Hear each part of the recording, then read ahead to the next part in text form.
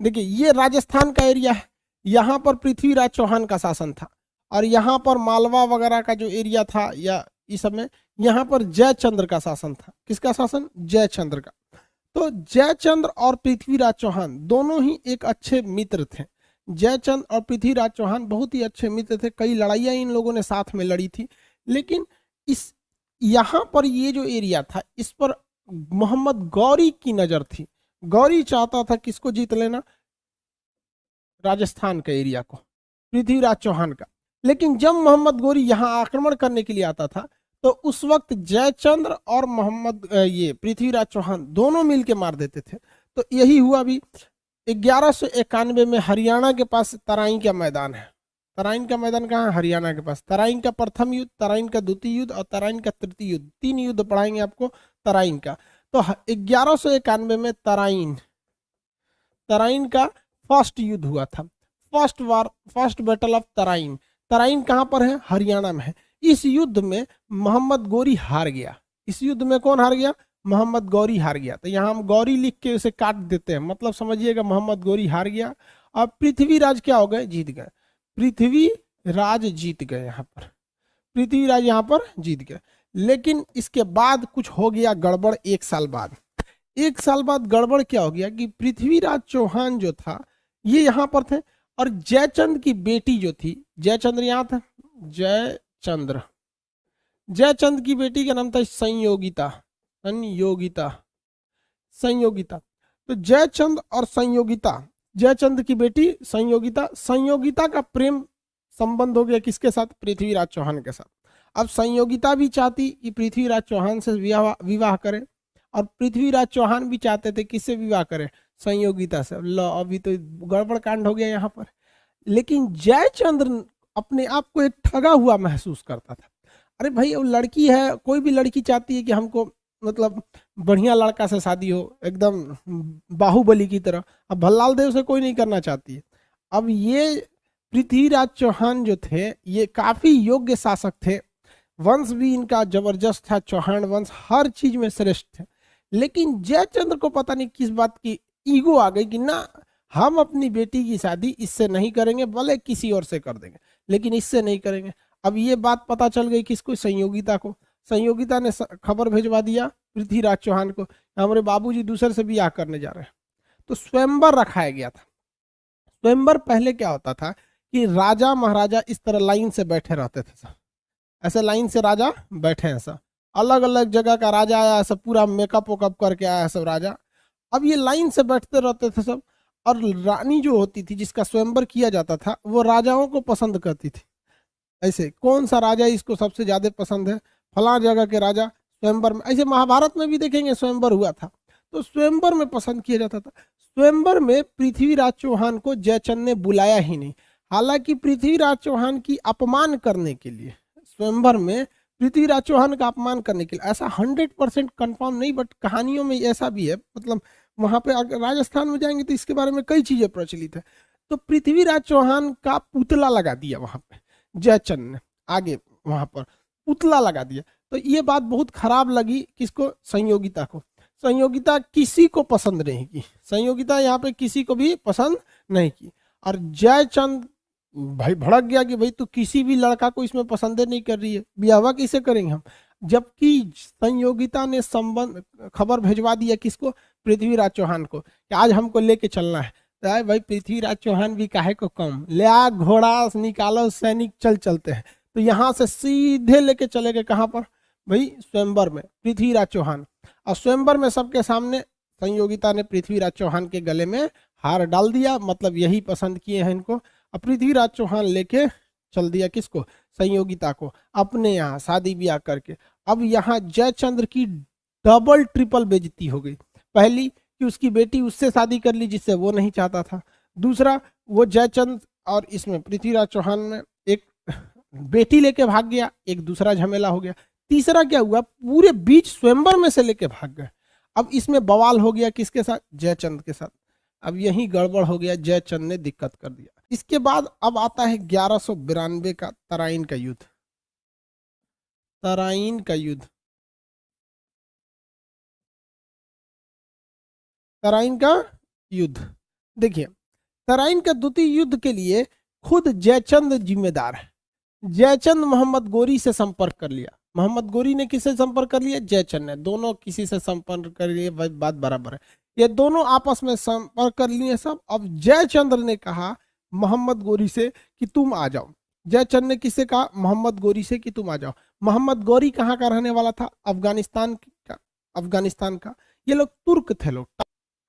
तराइन के द्वितीय युद्ध में जयचंद और मोहम्मद गोरी आपस में मिल गए।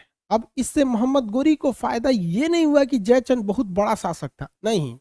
जयचंद्र को हर वो खुफिया रास्ता, हर वो खुफिया जानकारी पता थी जो मोहम्मद गोरी के लिए जरूरी थी। दुनिया का कोई भी चीज हो, हर चीज की कुछ ना कुछ कमजोरी होती है।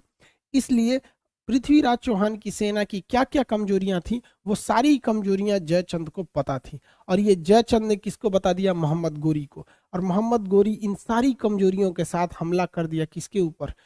पृथ्वीराज चौहान के ऊपर। और पृथ्वीराज चौहान के किला तोड़ के और पृथ्वीराज चौहान के साम्राज्य पर अधिकार कर लिया और पृथ्वीराज चौहान को बंदी बना लिया गया। इससे याद रखिएगा बाबू एक चीज हमेशा, अपने दोस्त को भी कुछ चीज मत बताइएगा। कुछ ऐसे जरूरी चीजें होती हैं जो अगर आप चाहते हैं कि ये किसी को ना पता चले, तो दोस्त को भी वो बात मत बताइएगा, क्योंकि दोस्त का भी कुछ करीबी दोस्त होते हैं। वरना लोग कहते हैं अरे मेरा करीबी दोस्त है। अरे यार, उस करीबी दोस्त के भी कुछ करीबी दोस्त होते हैं, वहां से वहां पहुंचा देगा। यही हो गया जयचंद के साथ वहां। दूसरा, इस ससुर जयचंद को नहीं समझ में आ रहा था कि प्रीति अपनी दामाद को मरवा दिए। सिंपल सी बात है, अगर आप कहते हैं कि मोहम्मद गोरी बहुत ही चतुर या फिर धोखेबाज था, नहीं भैया, ये उतना धोखेबाज, उतना खतरनाक, उतना चतुर नहीं था जितना जयचंद्र बेवकूफ थे। इनको ये समझ में नहीं आ रहा है कि एक आगे वाला इंसान जिससे हम ये समझौता करेंगे, सपोज कीजिए कि हम किसी व्यक्ति से जाके कहें कि मेरी बेटी दामाद को मार दो, तो वो इंसान क्या सोचेगा कि चला ये बेटी दामाद को मरवा सकता है तो मेरा कहाँ से होगा। तो जयचंद्र को लगा कि नहीं, ये जो मोहम्मद गोरी है ये यहाँ आएगा और पृथ्वीराज चौहान को हराएगा और चला जाएगा यहाँ से। अरे भाई साहब, पृथ्वीराज चौहान को हरा दिया, उसके बाद जयचंद ने कहा कि ठीक है चले जाओ यहाँ से, तो हमको ये साम्राज्य दे दो, हम तो तुम्हारे दोस्त हैं। तो मोहम्मद गोरी ने कहा कि दोस्त हो ससुरे, तुम अपने बेटी दामाद के नहीं हुए, हमारे कहाँ से हो गए। थूर दिया किसको? जयचंद को भी। आप बताइए अच्छा किया कि नहीं किया? हम तो कहें बहुत अच्छा किया, ताकि आने वाली पीढ़ियां इससे सबक ले कि भाई पीठ में छुरा घोपोगे, इसे कहते इंस्टेंट कर्मा, तुरंत बदला मिल गया 1194 की युद्ध में। अब ये तराइन का जो द्वितीय युद्ध था, इसमें बताइए इसमें विजयी कौन हो गया? मोहम्मद गौरी विजयी हो गया। और हार कौन गए? पृथ्वीराज चौहान। छल कपट बहुत खतरनाक चीज होता है। अब इनका बदला ऊपर वाला देख रहा है 1194 के युद्ध में। देखिए ध्यान से, 1194 के युद्ध में आप में से कितने लोग हैं जो बता सकते हैं इस समय युद्ध कौन सा हुआ था? 1194 में कौन सा युद्ध हुआ था? चंदवार का युद्ध। चंदवार का युद्ध, वेरी गुड। कौन है भाई? गोल्डन बाबू। चंदवार का युद्ध, वेरी गुड। कुछ कुछ पहले से पता रहेगा तो अच्छा लगता है, नहीं तो हम तो बतेबे करेंगे। चंदवार का युद्ध। चंदवार के युद्ध में किसको उड़ा दिया? जयचंद्र को।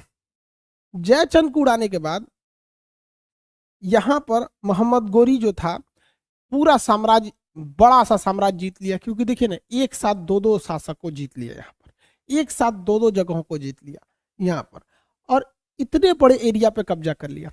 अब जरा मिस्ट्री समझिए, इस कहानी के इंटरेस्ट समझिए ध्यान से। पृथ्वीराज चौहान जबरदस्ती किससे शादी की है? जबरदस्त। देखिए, ये जयचंद्र को लगता था जबरदस्ती है, लेकिन जयचंद संयोगिता की जबरदस्ती शादी कराना चाहता था।